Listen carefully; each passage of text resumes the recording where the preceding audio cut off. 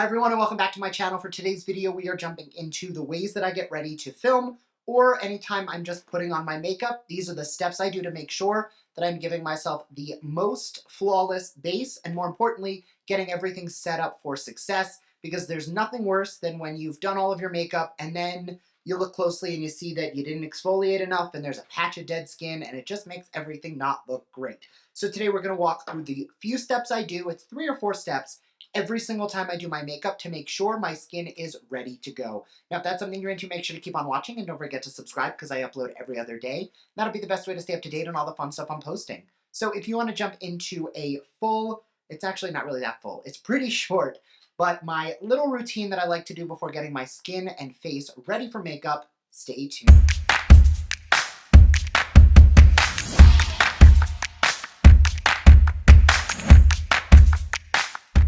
All right, so I do have everything in front of me and there are quite a few steps. The first one I've already done, which is I like to take a spoolie. I will comb my brows up and then once they're all in place, I will go in with my baby tweezers and I will just get any stragglers. You know me, I don't do a ton with my brows, but I do want to make sure that whatever I do is set up for success. And I usually do this probably 20 to 30 minutes before I get ready to do my makeup itself. I'll do this like before I do my hair or get dressed because I want to make sure that my eyes are no longer tearing from any plucking that has to happen before I go in.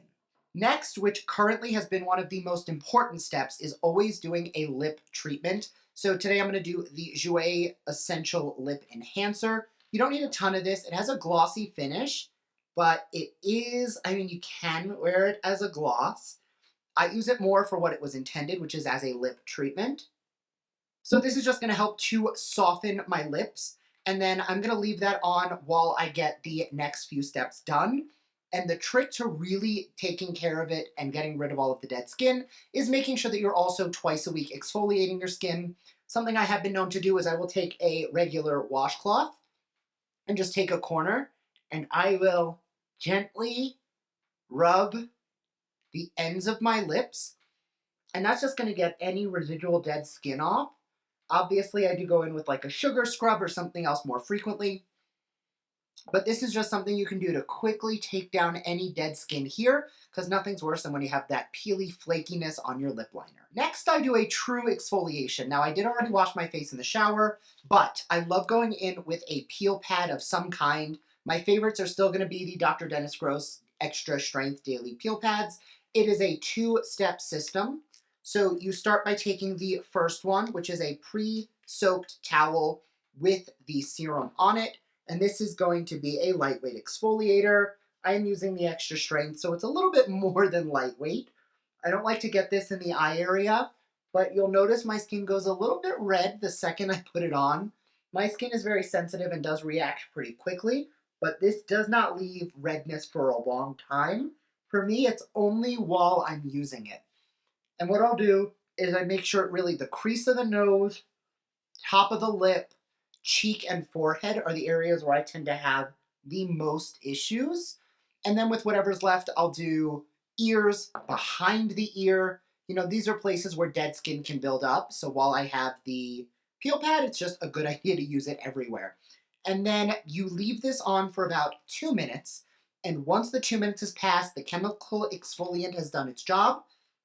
Then we jump into the second pad, and this is going to be the neutralizer that's going to deactivate all of the acids that are now on your face.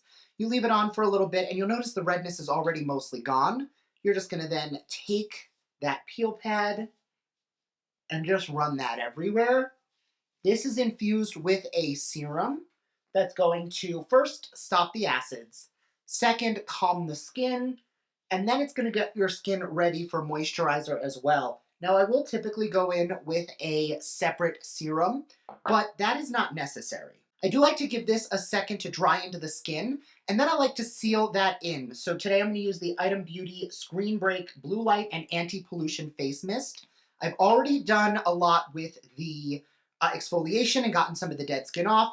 This is going to give me an added layer of both hydration and protection against those antioxidant is the good thing, against any free radicals or any bad things in the environment that are just going to keep that out of my skin. Off camera, I did this and I forgot to mention it earlier, but always grabbing a hand sanitizer before you start is very important. I meant to say that at the beginning and I did it off camera and forgot to mention it, but make sure you're sanitizing your hands because that is going to help to keep, again, more bacteria off of your face. At this point, I will once again brush up the brows just to make sure that everything looks good.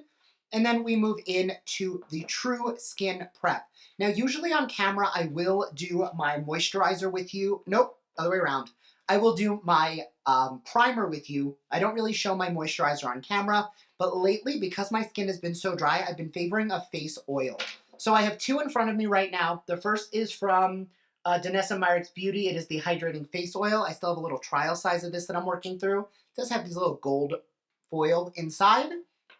Or, one of my all-time favorites, the Desert Moon Illuminating Face Oil from Aether Beauty. Now, this one has crushed diamond pigment in it, so it is very illuminating. So I love using this as a base when I'm going to go in with something a little more glowy, luminous throughout the day. So that's what I'm going to use today.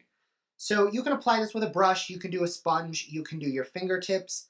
I'm taking about 5 drops, that's it, and I'm going to apply this. Now, because of those pigments, this is a very illuminating oil to the point where as soon as I take this off, I feel like I look very shiny.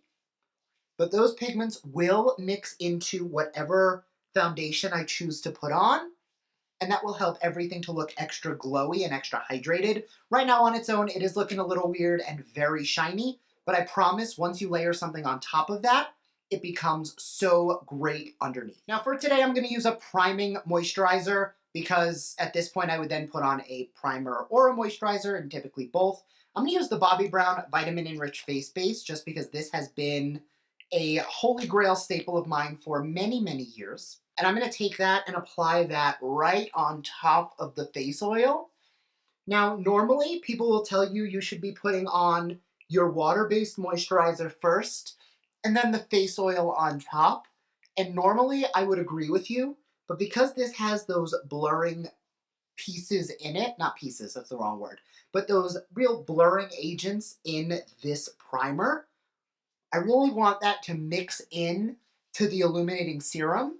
And it is a dry oil, which means that by the time I'm putting this primer moisturizer on top of my face, the oil has already absorbed into my skin, so it's not like I'm mixing a layer of oil into the moisturizer. And at this point, I would be ready to go in with either a second primer if I wanted one that was a little bit more smoothing, or I would go right into my foundation, which is what I'm going to be doing today.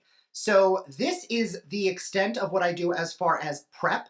I make sure that I'm exfoliating, I make sure that my lips have been hydrated, and you'll notice the glossiness has worn down. And even though I have that full hydration on and my lips feel nice, it's not gonna be goopy, so when I put my lipstick on, it's gonna mix with the lip mask. Instead, it's just gonna go on nice and smooth.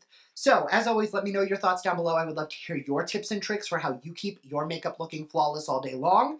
This, to me, is like the perfect base that I can then go in with anything, and I can have it look pretty damn good. So, as always, again, let me know your thoughts, and I will see you in my next video. Bye!